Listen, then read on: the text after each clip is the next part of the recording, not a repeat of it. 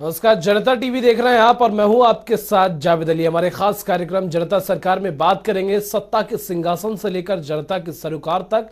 वहीं बताएंगे प्रदेश सरकार की हर उस योजना के बारे में जो होंगी आपके काम की। बताएंगे प्रदेश सरकार के उन विकास कार्यों के बारे में जिनका फायदा सीधे आपको हो रहा है। तो अगले 30 मिनट तक बने रहिए हमारे साथ और देखते रहिए जनता सरकार।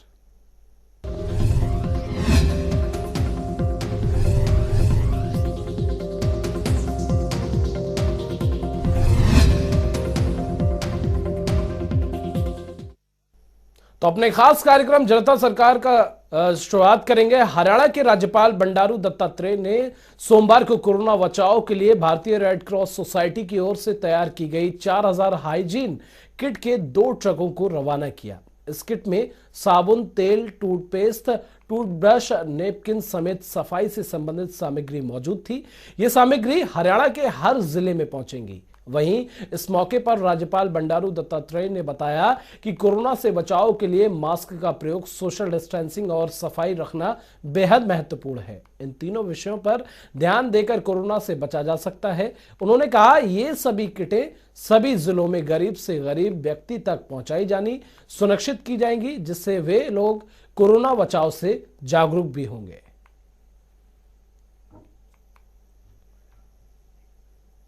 मुख्यमंत्री मनोहर लाल के नेतृत्व में हरियाणा के स्वास्थ्य कर्मियों और कोरोना योद्धाओं के सहयोग से 100% वैक्सीनेशन की दिशा में तेजी से प्रदेश आगे बढ़ रहा है। अब तक प्रदेश में कितने लोगों को पहली और दूसरी डोज दी जा चुकी है और कुल कितने लोगों को वैक्सीन लग चुकी है, आइए जानते हैं।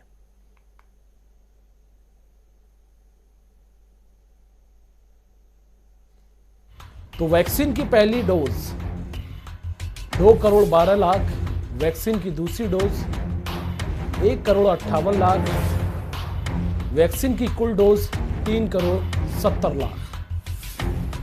तेजी से 100% टीकाकरण की ओर अग्रसर हरियाणा। हरियाणा के मुख्यमंत्री मनोहर लाल ने भारतीय नृत्य कला कथक को विश्व पटल पर प्रसिद्ध दिलाने वाले नर्तक एवं शास्त्रीय गायक पंडित बिरजू महाराज जी के निधन पर ट्वीट कर शोक जताया। उन्होंने कहा कि पंडित बिरजू महाराज के निधन का समाचार अत्यंत दुखद है। मेरी ईश्वर से ये प्रार्थना है कि वे पुण्य आत्मा को अपने श्री चरणों में स्थान प्रदान करें।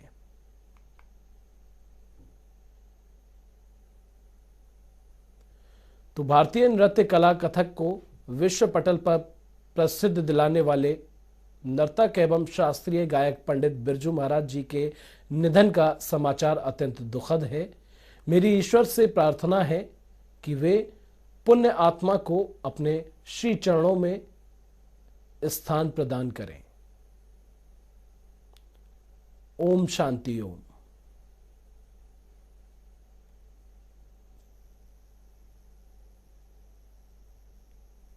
वहीं हरियाणा के बिजली एवं जेल मंत्री रणजीत सिंह ने जनता टीवी से खास बातचीत की।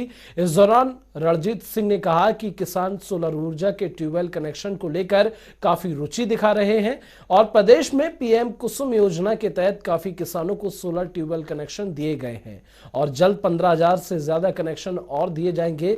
पीएम कुसुम योजना में हरियाणा देश में सर्वश्रेष्ठ कार्य कर रहा है। उन्होंने कहा कि सामान्य ट्यूबवेल के कनेक्शन भी जून 2022 तक दे दिए जाएंगे। इसके साथ ही रणजीत सिंह ने यह भी जानकारी दी कि प्रदेश में जलभराव के चलते कई क्षेत्रों में 24 घंटे बिजली दी जा रही है ताकि किसान पंप सेट से पानी निकाल सकें। हरियाणा में जो ट्यूबवेल के सोलर के कनेक्शन है और इसके साथ ही जो सामान्य कनेक्शन है वो किसानों को कब तक दिए जाने हैं और सरकार की और बिजली विभाग की, अक्षय ऊर्जा विभाग की क्या तैयारी है, इसके साथ ही तमाम मुद्दों पर बातचीत करने के लिए मेरे साथ हरियाणा के बिजली एवं जेल मंत्री चौधरी रणजीत सिंह चौटाला मौजूद हैं। सर, प्रदेश सरकार और मुख्यमंत्री मनोहर लाल और आपका विभाग जो है वो किसानों को जो सोलर ऊर्जा के साथ जो ट्यूबवेल कनेक्शन है वो ज्यादा से ज्यादा देने पर काम कर रहा है। पिछले दिनों एक जो है मुख्यमंत्री और आपने एक शुरुआत भी की थी, कई जगह पर किसानों को कनेक्शन दिए भी गए थे। तो सोलर ऊर्जा पे जो कनेक्शन है वो कब तक दिए जाएंगे, कितने दिए जा चुके हैं सर? इसका हमें 2 फायदा हुआ है। एक तो ये आम छोटा जो किसान है उसको बड़ा फायदेमंद है। ये 15,000 कनेक्शन हमें पिछली बार मिले थे, जो पिछले साल में थे, हमने वो ऑलरेडी दे दिए। और इस साल के जो 22,000 मिले हैं उसमें भी कोई हम 4,000 के कनेक्शन ऑलरेडी दे दिए। और लोगों को दिए जा रहे हैं। 1 एकड़ से लेके 5 एकड़ तक वाले किसान को इसका बहुत फायदा है। और 75% तो क्योंकि 30% सेंटर देता है, 45% हम देते हैं, 75% सब्सिडी दूसरों पे नहीं मिलती, इस पे मिल रही है। तो छोटा किसान तो अभी अपने एक दिन जब पोर्टल खोला तो आप ये समझिए कि एक ही दिन में 28,000 एप्लीकेशन, उसके बाद लाइन लगी रही, हमने बंद कर दिया। अगर हम रखते तो शायद ये 50 तक जाती। तो लोगों में बहुत लोकप्रिय हुई है और बहुत अच्छे रिजल्ट्स आ रहे हैं। हर आदमी इसको चाह रहा है। घर में लाइट फ्री हो गई, ये एक सबसे बड़ा फायदा हो गया। तो इसके लिए तो लाइन लग रही है, ये सबसे ज़्यादा पॉपुलर हुआ है मैं समझता हूँ। इसके बाद कोई अंदाजा है ही नहीं कि लोगों को कल दे दो कितने कनेक्शन लेने को तैयार है। इससे हमें भी फायदा हो रहा है कि पानी बच रहा है और घरों में बिजली फ्री मिल रही है। हमारी पावर की पोजीशन और बेहतर होती जा रही है। सर, पिछले दिनों आपकी और मुख्यमंत्री जी की जो वीडियो कॉन्फ्रेंस के माध्यम से प्रधानमंत्री कुसुम योजना के तहत जो ये कनेक्शन देने की योजना है, इससे कुछ किसान भी जुड़े थे, आप भी मौजूद थे, तो लोग भी सर सोलर ऊर्जा के जो ट्यूबवेल के कनेक्शन है उसमें काफी दिलचस्पी दिखा रहे हैं, जिस तरह से आपने बताया। तो इससे कई तरह के फायदे, किसान को भी फायदा है, सरकार को भी फायदा है। देखिए, इसमें हमें सबसे ज़्यादा फायदा ये हुआ कि कुसुम योजना में हम पूरे देश में 1 नंबर पे हैं। हमारा 15 का मेगावाट का हमारा जो था, उन्होंने हमें एक टारगेट दिया था जो हम करीब 50 करने जा रहे हैं। और इस मामले से हमारे प्रदेश की और हमारे मुख्यमंत्री जी की बहुत इज्जत बढ़ी है कि हम सबसे ज़्यादा जो प्राइम मिनिस्टर का सबसे स्वीट ड्रीम प्रोजेक्ट है उसमें हम आगे बहुत जा रहे हैं। पावर के मुकाबले में तो क्योंकि पहले 5 साल सीएम साहब पे था तो पहले ही फाउंडेशन बहुत मौजूद थे हमारे महकमे की। अब 2 साल मुझे भी दिन रात काम करने का मौका मिला। अब इस वक्त तो हम गुजरात को छोड़ के पूरे देश में सबसे बढ़िया परफॉर्म कर रहे हैं। सर, जो सोलर ऊर्जा के जो ट्यूबवेल है किसानों को जो आप देने जा रहे हैं, उसके अलावा जो सामान्य जो कनेक्शन है, जो उनकी क्या स्थिति है? क्योंकि आपने जून 2022 तक का कुछ लक्ष्य रखा था, उस पर आगे बढ़ रहे हैं? हमारे टोटल जो कनेक्शन थे, जिन लोगों ने पैसा जमा कर दिया था वो कोई 56,000 थे, जिन्होंने 30-30 हजार जमा करा दिए थे। जिसमें से मैं समझता हूँ कि हमारा जून 2022 तक उनमें से कोई थोड़े से कनेक्शन जाएंगे, तकरीबन हम सारे मीट आउट कर लेंगे और सारे कनेक्शन जो 56,000 है उसको लगाने का काम कर देंगे। इसमें कोई बदलाव भी किया है क्या सर?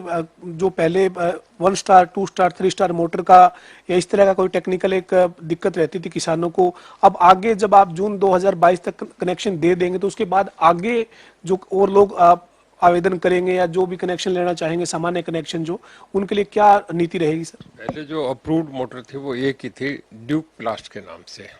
अभी हमने 8 कर दी, जिसमें शक्ति भी है, ओसवाल भी है, क्रम्पटन भी है। ऐसी 8 मोटर जिसमें अब किसान की अपनी चॉइस होगी, जो उन्हें अच्छी लगेगी। हमारा काम है कि 3 स्टार मोटर है, हमारा एसडीओ जेई उसे अप्रूव कर देगा और किसान उसे लगा लेगा। इससे ये होगा कि जो लोड है हमारा कम हो जाएगा और किसान को जो ट्यूबवेल ज़्यादा चाहिए उन्हें ज़्यादा से ज़्यादा मिल जाएंगे। सर, अभी 2-3 दिन पहले मुख्यमंत्री जी के साथ आपकी बातचीत हुई थी, तो जो अभी बारिश हुई है इसमें कई जगह पर जल भराव हुआ है, कई क्षेत्रों में, तो वहां पर जल भराव के लिए जो पानी की निकासी के लिए क्या व्यवस्था की गई है?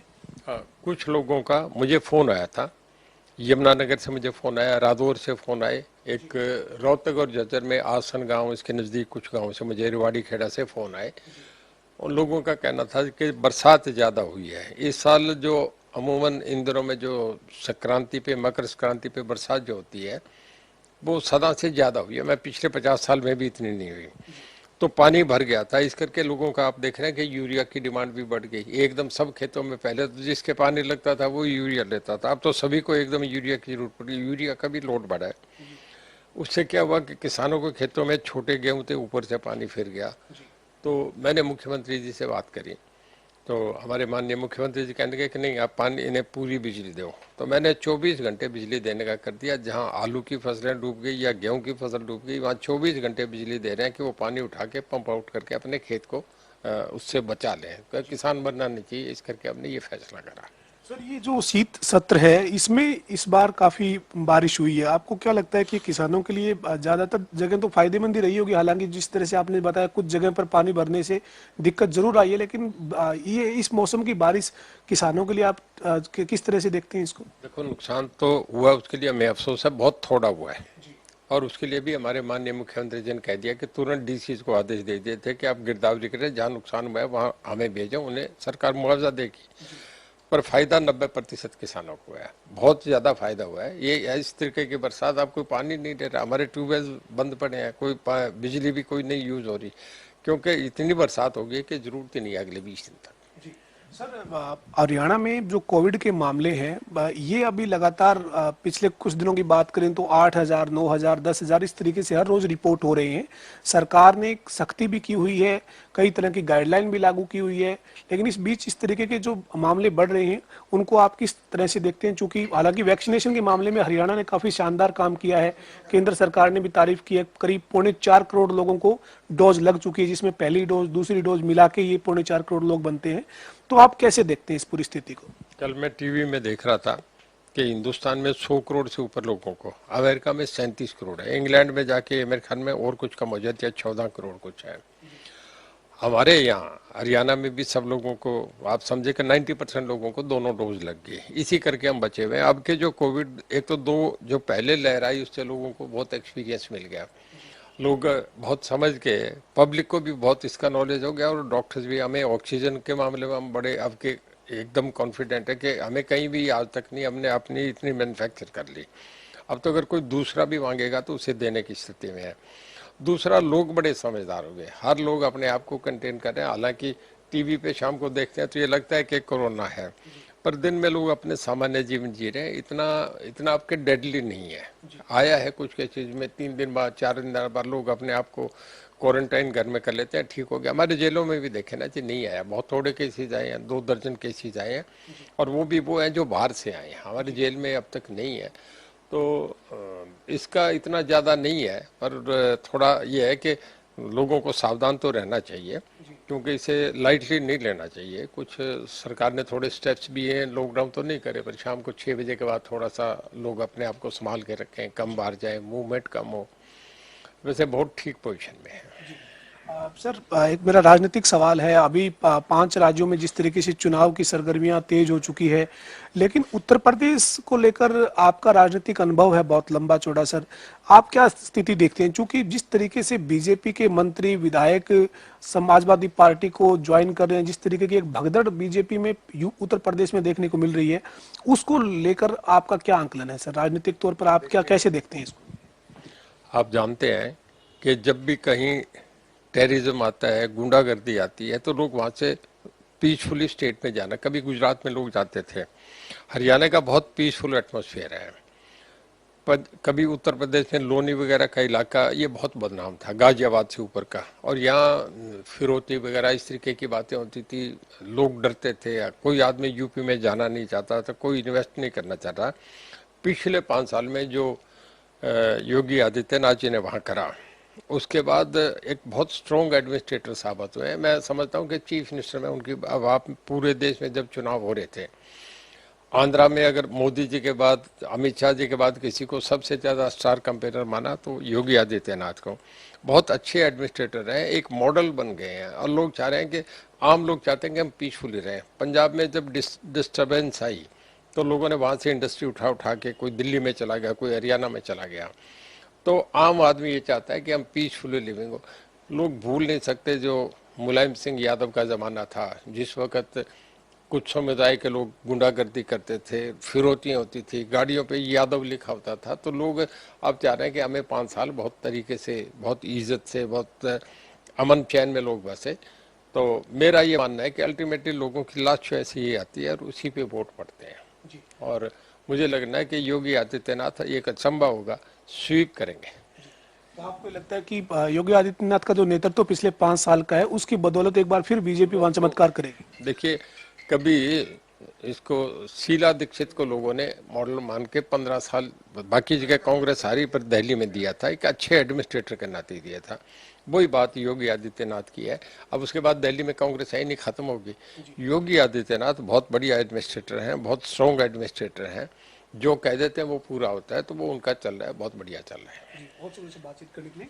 तो ये हमारे साथ हरियाणा के बिजली और जेल मंत्री चौधरी रणजीत सिंह चौटाला थे, जिन्होंने तमाम मुद्दों पर बात की। हरियाणा के किसानों को किस तरीके से ट्यूबवेल के कनेक्शन कब तक दिए जाएंगे, इसकी जानकारी दी, और साथ ही साथ उत्तर प्रदेश में जिस तरीके से जो चुनावी सरगर्मियां तेज है, उस पर रणजीत चौटाला का कहना है कि प्रदेश में जिस तरह से उत्तर प्रदेश में जो काम हुआ है योगी आदित्यनाथ के नेतृत्व में, उसकी बदौलत एक बार फिर वहां पर बीजेपी क्लीन स्वीप करेगी।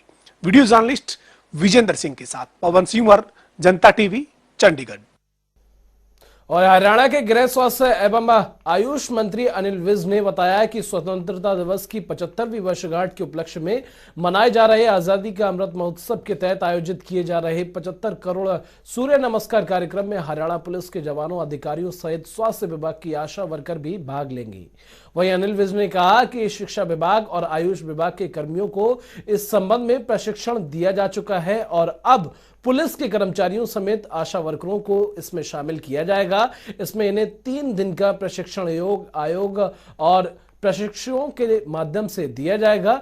इसी तरह उन्होंने बताया कि वर्चुअल प्रशिक्षण देने का कार्य भी किया जाएगा और इसका एक वर्चुअल लिंक सृजित करने के लिए योग आयोग के चेयरमैन को निर्देश भी दिए गए हैं ताकि लोग रोजाना निर्धारित समय पर सूर्य नमस्कार कर सके।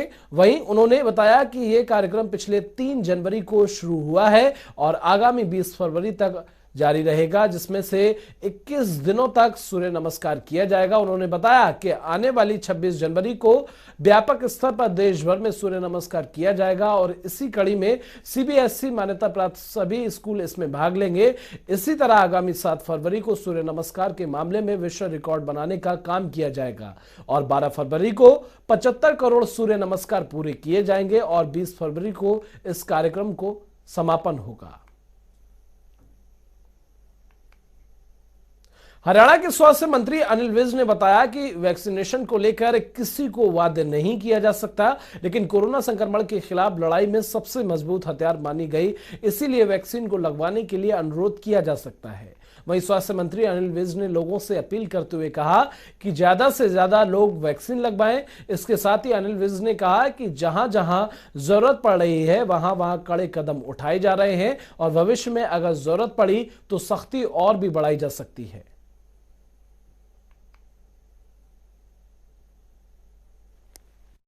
कह रहे हैं कि बाधित नहीं किया जा सकता, तो हम भी बाधित नहीं करेंगे, लेकिन अनुरोध जरूर करेंगे कि कोविड के खिलाफ सबसे मजबूत सुरक्षा चक्र वैक्सीन ही है।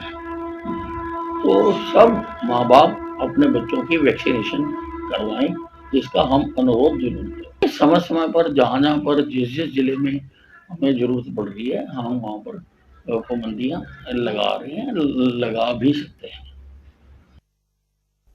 वहीं हरियाणा के खेल राज्य मंत्री संदीप सिंह ने कहा कि ओलंपिक में गोल्ड मेडल जीतने पर खिलाड़ी को 6 करोड़ रुपए नगद दिया जाता है। वहीं इसके अलावा एक प्लॉट भी खिलाड़ी को दिया जाता है ताकि खिलाड़ियों का मनोबल बढ़ सके और आने वाले दिनों में अच्छा प्रदर्शन कर सके। साथ ही उन्होंने ये भी कहा कि खिलाड़ियों को ओलंपिक में क्वालिफाई करते ही तैयारी के लिए सरकार की तरफ से 5 लाख की राशि भी दी जाती है ताकि खिलाड़ी तैयारी अच्छी तरीके से कर सके।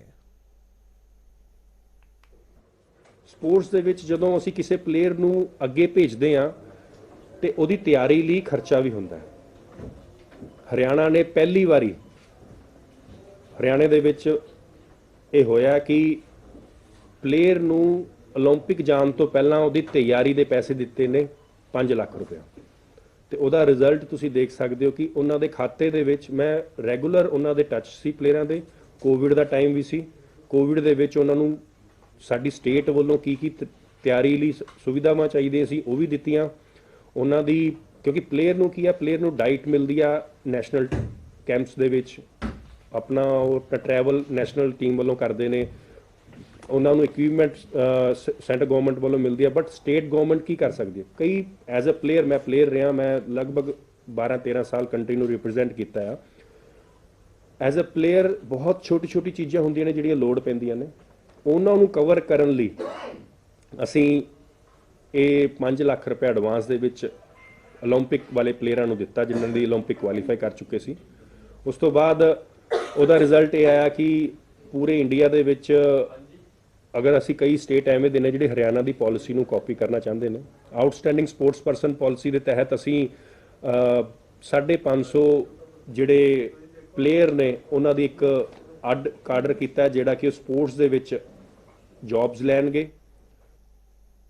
वहीं खेल राज्य मंत्री संदीप सिंह ने कहा कि हरियाणा में खिलाड़ियों के लिए एक नीति बनाई गई है जिसके तहत खिलाड़ियों को ग्रेड 1 की नौकरियां भी दी जाती हैं। साथ ही उन्होंने कहा कि इसके अलावा खेल रत्न ध्यानचंद पुरस्कार, तेनजिंग और अवार्ड अर्जुन अवार्ड को मासिक भुगतान किया जाता है। वहीं पंजाब सरकार को घेरते हुए खेल मंत्री ने कहा कि पंजाब में खेलों के ऊपर ध्यान नहीं दिया गया तो इनकी हालत डायनासोर जैसी हो जाएगी और उनके अवशेष जरूर मिलेंगे लेकिन खिलाड़ी कहीं दिखाई नहीं देंगे। पॉलिसी अगर पंजाब की वेखीए तो ਉਹਦੇ ਵਿੱਚ ਤਾਂ ਜੌਬ ਦੇ ਵਿੱਚ ਹੈ ਹੀ ਨਹੀਂ। ਜੇ ਮੈਡਲ ਜਿੱਤ ਕੇ ਆਣਗੇ ਏਸ਼ੀਅਨ ਗੇਮਸ ਦੇ ਵਿੱਚ, ਕਾਮਨਵੈਲਥ ਗੇਮਸ ਦੇ ਵਿੱਚ, ਤੇ ਉਹਨਾਂ ਨੂੰ ਇੱਕ ਕੋਚ ਰੱਖਿਆ ਜਾਏਗਾ। ਸਾਡੇ ਇੱਥੇ ਡਿਪਟੀ ਡਾਇਰੈਕਟਰ ਦਾ ਮਤਲਬ ਕੀ ਹੁੰਦਾ? A class officer. ਤੇ ਏ ਕਲਾਸ ਆਫੀਸਰ ਦੇ ਵਿੱਚ ਤੋਂ ਬਾਅਦ ਵੀ ਇੱਕ ਸੈਲਰੀ ਦੇ ਵਿੱਚ ਨਾ ਹੁੰਦਾ ਕਿ ਤੁਸੀਂ ਉਹਨੂੰ ਗ੍ਰੇਡੇਸ਼ਨ ਜਿਹੜਾ ਹੁੰਦਾ, ਜਿਹੜਾ ਉਹਦਾ ਜਿਹਨੂੰ ਆਪਾਂ ਕਹਿ ਦਿੰਦੇ ਕਿ ਇਹਨੂੰ 5400 ਗ੍ਰੇਡ ਪੇ, 5600 ਗ੍ਰੇਡ ਪੇ, 6600 ਗ੍ਰੇਡ ਪੇ, ਅਸੀਂ ਉਹ ਗ੍ਰੇਡ ਪੇ ਦੇ ਰਹੇ ਹਾਂ ਜਿਹੜਾ ਟੌਪ ਦਾ ਆ। ਉਹ ਟੌਪ ਦੇ ਹੋਣ ਕਰਕੇ ਉਹਨਾਂ ਦੀ ਸੈਲਰੀ ਜਿਹੜੀ ਆ ਮਤਲਬ ਪੰਜਾਬ ਤੇ ਹਰਿਆਣਾ ਦੇ ਵਿੱਚ ਉਹਨਾਂ ਦੇ ਫਰਕ ਵੀ ਜ਼ਿਆਦਾ ਆ। ਸਾਡੇ ਹਰਿਆਣੇ ਦੇ ਵਿੱਚ Arjun award, Khel Ratna award, Dronacharya award, Dhyanchand award, Tenzing Norgay award, इस अवार्ड नूं ਜਿਹੜੇ ਜਿੱਤਦੇ ਨੇ, ਜਿਹੜੇ ਹਾਸਲ ਕਰਦੇ ਨੇ, ਕੇਂਦਰ ਉਹਨਾਂ ਨੂੰ वन टाइम पेमेंट भी ਦਿੰਦੀ ਆ, ਟਰਾਫੀਜ਼ ਸਨਮਾਨ ਕਰਦੀ ਆ, ਪਰ ਸਟੇਟ ਗਵਰਨਮੈਂਟ ਵੱਲੋਂ ਅਸੀਂ ਉਹਨਾਂ ਨੂੰ ਆਨਰ ਦੇ ਰੂਪ ਚ ਪਰ ਮੰਥ 20000 ਰੁਪਇਆ ਵੀ ਦਿੰਦੇ ਆ। ਇਹ 1 ਨਵੰਬਰ 2020 ਤੋਂ ਇਹ ਚੀਜ਼ਾਂ ਸ਼ੁਰੂ ਹੋ ਚੁੱਕੀਆਂ ਨੇ। ਪਲੇਅਰਾਂ ਦੇ ਲਈ ਗ੍ਰਾਸ ਰੂਟ ਲਈ ਅਸੀਂ 1000 ਨਰਸਰੀ ਜਿਹੜੀ ਆ ਹਰਿਆਣੇ ਦੇ ਵਿੱਚ ਚਲਾ ਰਹੇ ਆ। 1000 ਨਰਸਰੀ ਦਾ ਮਤਲਬ ਤੁਸੀਂ ਇਹ ਦੇਖ ਲਓ ਕਿ ਹਰ ਉਹ ਆਖਰੀ ਦਾ ਪਿੰਡ ਹੈ ਨਾ ਜਿਹੜਾ, ਉੱਥੋਂ ਤੱਕ ਵੀ ਸਪੋਰट्स पहुंच सके। और कैथल के RKSD कॉलेज में बीजेपी कार्यकर्ताओं की बैठक का आयोजन किया गया जिसमें बतौर मुख्य अतिथि बीजेपी के प्रदेश अध्यक्ष ओम प्रकाश धनखड़ और हरियाणा के शिक्षा मंत्री कंवरपाल गुर्जर मौजूद रहे, जहां उन्होंने 23 जनवरी को मनाए जाने वाले सुभाष चंद्र बोस की जयंती के मौके पर आयोजित होने वाले कार्यक्रमों की तैयारियों के बारे में जायजा लिया। आपको बता दें कि आजादी के 75वें महोत्सव पर शहीदों की याद में 23 जनवरी को पूरे प्रदेश में कार्यक्रम आयोजित किए जाएंगे जिसमें आजादी की जंग में शहीद हुए शहीदों को याद किया जाएगा और उनके परिजनों को सम्मानित भी किया जाएगा। देश की आजादी में बहुत से महापुरुषों का योगदान था और कुछ इस प्रकार का एक देश में इस प्रकार का रहा कि कुछ महापुरुषों को बुला दिया गया, ये उनको वो महत्व नहीं मिला जो उनको मिलना चाहिए था। तो इसी विषय को लेके जिस प्रकार से हमारे प्रदेश अध्यक्ष आदरणीय ओम प्रकाश धनखड़ जी ने एक अभियान चलाया और अभी पीछे हमारी पार्टी के बहुत से लोग जो थे वो अंडमान निकोबार गए थे, जहां सबसे पहले राष्ट्रीय ध्वज सुभाष चंद्र बोस जी ने लहराया था और आज़ादी की घोषणा की थी, भारत की आज़ादी की घोषणा की थी। और बहुत से देश ऐसे हैं जिन्होंने उसको मान्यता भी दी थी। तो वहाँ पे गए और जिस प्रकार से जो हमारे महापुरुष थे, जिस प्रकार से उनके ऊपर अत्याचार हुए, जिस प्रकार से उन्हें बलिदान दिए, उस मिट्टी को नमन करने के लिए वहाँ से मिट्टी लेके यहाँ पर आए। और अब एक 23 जनवरी को हमने एक कार्यक्रम रखा है कि हरियाणा के हर गांव में हम उन सभी महापुरुषों को, ये 75वां अमृत महोत्सव है, तो हर जगह कम से कम 75 हमारे लोग इकट्ठे होंगे और उन सब महापुरुषों को नमन करेंगे। और अगर उनके परिवार से जो भी लोग हैं, अभी जैसे आज़ाद हिंद फौज में जो लोग रहे उनमें से तो बहुत कम संख्या है, अभी जैसे अध्यक्ष जी कह रहे थे शायद 8 ही लोग हैं अभी उनमें से जो अभी जीवित हैं, लेकिन उनके परिवार के जो लोग हैं तो उनको वहाँ पर बुलाएंगे और उनको नमन करेंगे, उनको सम्मान देंगे। तो ये सारा का सारा इस प्रकार से कार्यक्रम पार्टी ने आयोजित किया।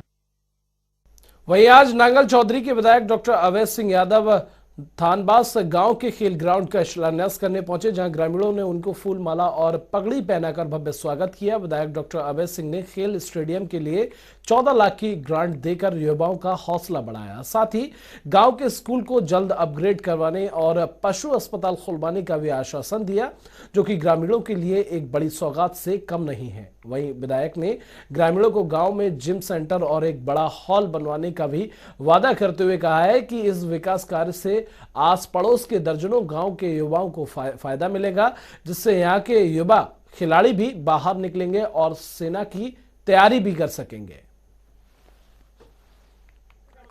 देखिए, इसका अकेले धनवास के बच्चों को नहीं, आसपास के सभी बच्चों को लाभ मिलेगा और इसको अच्छे खेल के मैदान के रूप में विकसित करेंगे और इसमें एक जिम हॉल बनवाएंगे और बच्चों के लिए और दूसरी सुविधाएं जो है जिम सेट वगैरह ये दिलवाएंगे। इस गांव में बच्चों के खेल के लिए सभी सुविधाएं उपलब्ध। देखिए, ये तो लगभग 15 लाख रुपए की लागत से तो ये 4 द्वारी बनेगी और उसके बाद में 16,23,000 का एस्टिमेट है उसका। जितना पैसा जरूरत पड़ेगी लगाएंगे। उधर तिगांव विधानसभा क्षेत्र के तिलपत गांव में निःशुल्क रोजगार मेले का आयोजन किया गया, जिसका शुभारंभ तिगांव से बीजेपी विधायक राजेश नागर ने रिबन काट कर किया, जहां हजारों युवाओं को नौकरी देने का लक्ष्य रखा गया। इस मेले में कई बड़ी कंपनियां भी शामिल हुई, जिससे मेले में पहुंचे सैकड़ों युवाओं को कंपनी से सीधी बातचीत करने का अवसर मिला और बेरोजगार युवाओं के लिए नौकरियों के रास्ते खुल गए। वहीं मेले में पहुंचे युवाओं ने इस सराहनीय कदम बताते हुए नौकरी पाने की खुशी को जाहिर किया और विधायक राजेश नागर का भी धन्यवाद किया। और इसी के साथ हमारे खास कार्यक्रम जनता सरकार में फिलहाल इतना ही। देश और दुनिया की तमाम खबरों के लिए आप देखते रहिए जनता टीवी।